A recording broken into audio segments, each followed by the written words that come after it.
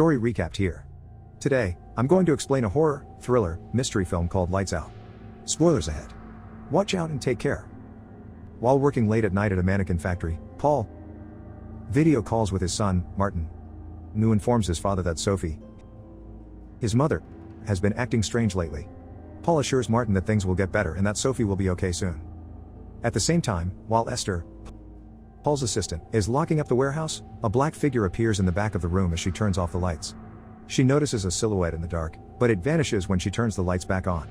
To confirm, Esther turns off the lights once more, and the figure reappears. She repeats this process 3 more times, and when she turns off the lights for the 5th time, the figure appears closer. Esther immediately turns the lights back on and tells Paul what she saw. Paul dismisses her concerns and tells her to go home instead. A little while later, Paul goes to lock up the place for the night. As he prepares to leave, Paul recalls Esther's warning about seeing someone. As a result, he takes a walk through the dimly lit warehouse, where he eventually runs into the same dark figure. The silhouette is crouched in a corner and begins to stand up when it notices Paul. Suddenly, the lights turn off, and Paul tries opening them again. Upon opening the lights, the figure appears closer. It seems to be a colossal entity with its hair rumpled in the air. Paul runs away, but the figure scratches his leg. Once he reaches a lit area, he sees a slash on his leg. When Paul stands up, he notices that the figure is standing in the dark in front of him. Paul realizes that it's standing right where the darkness ends on the ground.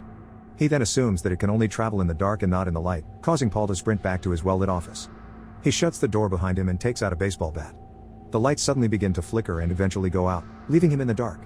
As the figure tries to enter the office, the door handle starts to jiggle until it finally opens slightly.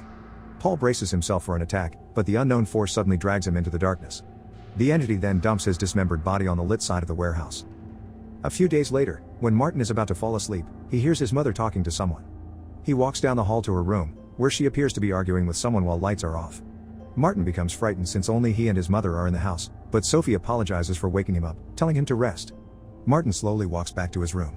When he returns his gaze, he notices a hand appear at the corner of the door as Sophie stands beside it. Martin dashes back into his room, shuts his door, and hides under the covers. The lights outside his room turn off, then suddenly, his door handle begins to shake as if someone is trying to enter. The following day, Martin's stepsister, Rebecca, is with her boyfriend, Brett, on the other side of town. At the same time, Martin is in the nurse's office after falling asleep in class for the 3rd time in a week. Since the school is unable to contact Sophie, they get Rebecca to take his stepbrother. She and Brett meet Emma, a representative from Child Protective Services, who informs her about Martin's situation. Rebecca has a rocky relationship with her mother after her father abandoned her a few years ago. Martin speaks with Rebecca, wondering why she left the house, which she refuses to answer and offers to drive him home. Meanwhile, when they reach home, Martin tells Rebecca to let him sleep in her apartment instead. Rebecca dismisses that idea and joins Martin in the house while Brett remains in the car. While they walk, Martin informs Rebecca that Sophie has been talking to someone named Diana. Rebecca asks more about Diana, but Martin claims that he only overhears Sophie talking to her. Rebecca informs Martin that Diana is not real, that she is only created and imagined by their mother. A little while later, Sophie welcomes her children inside. When Sophie inquires about why Martin is home from school so early, he responds that Rebecca will explain. Unbeknownst to Rebecca, Martin goes up to his room to pack his belongings. Rebecca talks to Sophie and discovers that Sophie isn't taking her antidepressants, resulting in an argument. Just as Rebecca tells Sophie that she'll be taking Martin over to her place for a few nights, Martin walks up with his suitcase packed and ready to go. Sophie starts to cry and begs Rebecca to let Martin stay, but Rebecca refuses and takes Martin to her home. Martin willingly joins Rebecca in Brett's car while reminding his mom not to forget her vitamins. Later that day, Rebecca and Martin arrive in her apartment, and she shows him her room. Despite the dark posters hanging on the walls, Martin unpacks his things, testing if his flashlight works. When Rebecca heads out of the room, Brett seems concerned about Rebecca taking Martin against their mom's will. He wonders if she's doing it for Martin or doing it for herself to hurt her mother. Feeling annoyed, Rebecca asks Brett to leave. That night, while having dinner, Rebecca prepares sandwiches for both of them. While Martin is eating, she fixes his hair. Then suddenly Martin asks Rebecca that if their mother is crazy, and if it means they're crazy too, to which she assures Martin that they're not crazy. In the middle of the night, Rebecca finds Martin missing from his bed. Upon hearing a scratching noise, Rebecca gets up, assuming it's Martin. However, she investigates the noise source and notices a figure hunched while scratching the floor near the bedroom door. Light from outside blinks on and off and Rebecca sees the creature appearing and disappearing. The figure notices Rebecca looking at it and appears right in front of Rebecca. Fortunately, the signage light turns on, and it vanishes. Rebecca rushes to the light switch and lights up the room. She then searches the room for Martin and locates him sleeping in the bathtub with a flashlight on. The following day, Emma knocks on Rebecca's door warning her about taking Martin against their mother's will. Rebecca tells her that their mom is not in a good mental state, but Emma informs her that she must file a case against her mother before taking Martin into her apartment. Emma then takes Martin and brings him back to Sophie. Rebecca is alone again in her apartment. While thinking about what she will do next for Martin, she notices a scribble on the floor, which reads, Diana, with a drawing beside it. She then remembers an incident when she was young. When she was around Martin's age, she heard a strange cracking and scratching from the dark while drawing her family.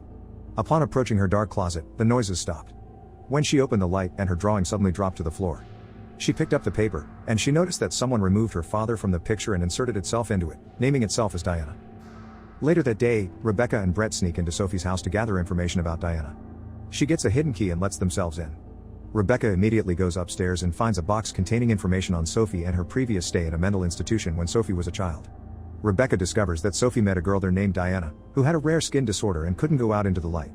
The doctors used many lights to perform an experimental procedure on Diana, which resulted in her death. Rebecca visits her old room and finds the old drawing, and then suddenly, the door shuts behind her. She pounds the door, hoping Brett could hear her, but a force knocks her to the ceiling and strangles her with her necklace. Brett hears Rebecca's screams and manages to open the door. The light from the hallway causes Diana to vanish and Rebecca to fall to the ground.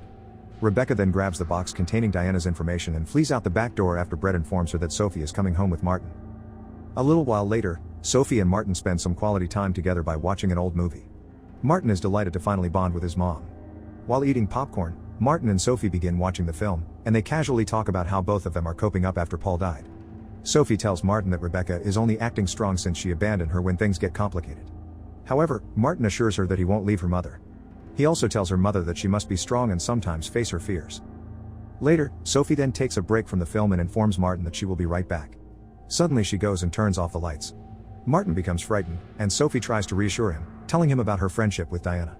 She convinces him that Diana is her friend and can only stay if all the lights are off. Martin starts hyperventilating and freaks out when Diana appears beside him. He tries to turn the lights on, but when Diana is about to stop him, Sophie gets in the way and Diana hits her across the face, knocking Sophie to the ground. Martin takes the opportunity to switch on the lamp and reaches the front door to run. Martin reaches Rebecca's apartment, telling her that Sophie's getting worse. Brett then goes to the store to have some food, allowing Martin to speak alone with Rebecca. Martin explains what happened and says Diana exists. Rebecca understands that he is telling the truth and tells him what she found out about Diana. Rebecca tells him that the entity goes into Sophie's mind and convinces Sophie that she is a friend. Rebecca discloses that Diana only comes around when Sophie is at her worst, allowing her to control her. She also informs him that Diana died during an experiment, and only Sophie is her connection into this world. Rebecca plans to make their mother constantly feel better, hoping to break Diana's connection. Still, Martin says that Diana won't let that happen because Paul already tried to, and he failed. Suddenly, someone knocks at the door. Rebecca goes to answer the door, thinking it's Brett, but there's no one there. There are scratching sounds on the walls and in the bedroom closet, and when she opens the closet door, it appears empty. However, Diana grabs Martin's leg and pulls him under Rebecca's bed, but Rebecca drags Martin back. That night, Rebecca and Martin return to Sophie's house with Brett. Sophie ignores Rebecca's attempts to persuade her that Diana is dead but that her spirit is attempting to kill them. Still, Sophie dismisses her and walks upstairs to her room. Meanwhile, Rebecca persuades Martin to sleep over in her place instead, but Martin refuses to leave their mother. Rebecca then decides that the three of them will be staying the night. Brett will rest on the couch, while Rebecca will share Martin's room. Rebecca enters Sophie's room to inform her that she will be staying the night. Sophie opens the door as she walks away from the bedroom door, expressing her gratitude to Rebecca for allowing her to spend the night with her.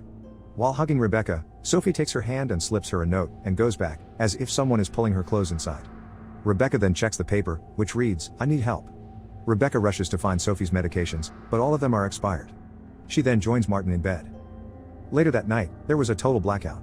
Brett investigates outside with a flashlight while Rebecca searches the basement for the fuse box. When Martin wakes up, he discovers Rebecca has vanished. He takes a candle and walks down the hall. Diana appears behind him. Trying to escape, Martin stumbles while still holding the candle, and suddenly, Diana starts to drag him away, but Martin turns around and shines the candle in her face, causing her to flee for a moment. Martin dashes downstairs to the basement, where he encounters Rebecca. Rebecca realizes it's a trap, and the two decide to run upstairs. At the top of the stairs, Diana appears and slams the basement door, trapping them inside. At the same time, Brett discovers that Rebecca and Martin are trapped in the basement and tries to open it. He turns around and sees Diana in the kitchen down the hall.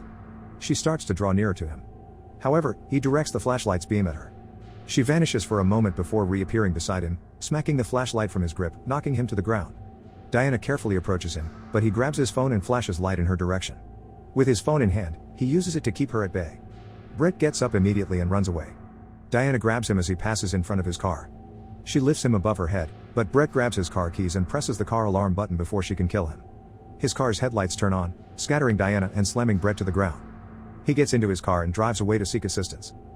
Upon noticing that Martin and Rebecca are in danger, Sophie realizes that Diana is not her friend. She calls out to Diana, telling her that she cannot survive because Diana has attached herself to Sophie as a spirit. Sophie is about to take her medication when Diana walks in and hits her across the room. Martin and Rebecca are still confined in the basement. Rebecca searches through a box, using scraps of paper to keep the furnace fire going, and Martin finds an old ultraviolet light and presents it to Rebecca. Using the ultraviolet light, Rebecca searches the basement and discovers writing scattered across the walls. Diana suddenly appears, and Rebecca realizes that UV light cannot harm Diana. She heads back to Martin while trying to grab a shovel, but Diana grips her hand while crawling. Fortunately, Martin saves her by flashing a light into Diana's hand. They run towards the basement door and continue knocking, asking their mom for help. Meanwhile, 2 police officers escort Brett into the house. While the 2 police officers go inside, he stays outside in his car. However, they manage to obtain Rebecca and Martin from the basement, but not before Diana assassinates one of the officers while inspecting the kitchen. Rebecca tries to warn the other officer that she will need to use a flashlight to survive, but the officer doesn't listen to her. Still, she fires her weapon at Diana, but she vanishes due to the gun flash. Diana manages to gain the upper hand and ends up killing the policeman. At the same time, when Rebecca and Martin can now go away from the house, he refuses because he doesn't want to leave Sophie behind. When Brett arrives at the door, Rebecca tells him to look after Martin while she gets Sophie. Rebecca makes it to the second floor with the black light and flashlight.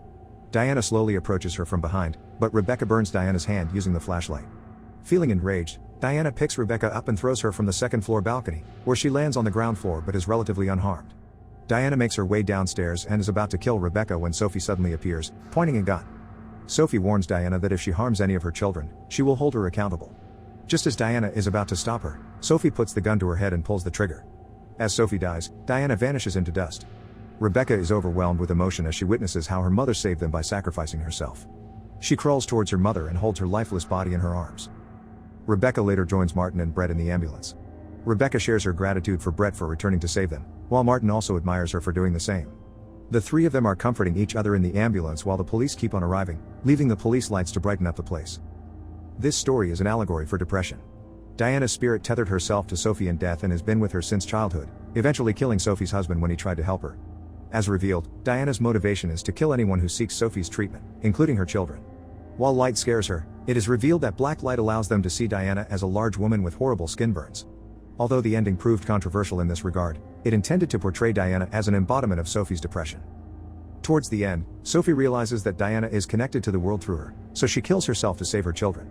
Some misinterpreted the message as Sophie freeing her family from the burden of her depression by killing herself, but this was not the case. The ending was initially longer and had a different finish, where Diana reappears, and depression overwhelms Martin due to his mother's death, and they have to deal with Diana again. It wanted to show the probable effect of depression. However, test audiences hated this epilogue, rendering Sophie's sacrifice pointless, so it was removed from the final cut. Subscribe to watch more videos like this. Turn on notifications. And leave a like, it really helps the channel out. Thank you for watching.